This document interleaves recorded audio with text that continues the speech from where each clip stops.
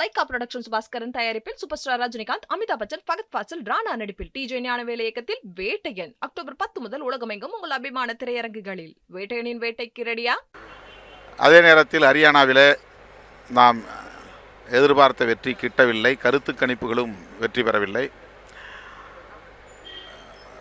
அது இந்தியா கூட்டணியில் இடம்பெற்றுள்ள ஆம் ஆத்மி போன்ற கட்சிகள்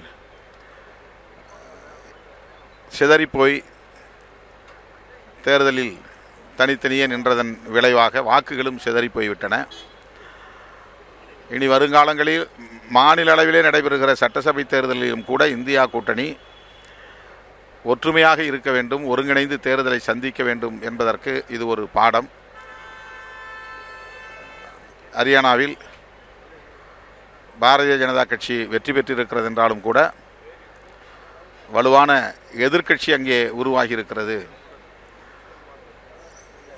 பிற கட்சிகள் காங்கிரஸோடு இணைந்திருந்தால் இதை தடுத்திருக்க முடியும், இந்த பாரதிய ஜனதாவின் வெற்றியை தடுத்திருக்க முடியும். மக்கள் அதற்கு தயாராக இருந்தாலும் கூட அரசியல் கட்சிகள் தயாராக இல்லை. சில நேரங்களில் இப்படி தவறவிடும் நிலை இருக்கிறது என்பதை இதிலிருந்து உணர முடிகிறது. ஹரியானா நமக்கு ஒரு படிப்பினை.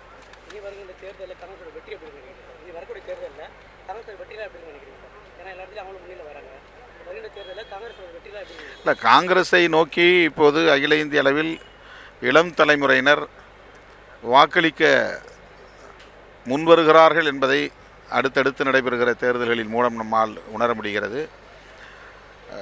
நடந்து முடிந்த நாடாளுமன்ற தேர்தலில் அவர்கள் 100 இடங்களில் வெற்றி பெற்றதும் அவர்களின் வாக்கு சதவீதம் உயர்ந்திருப்பதும் அதற்கு ஒரு சான்று.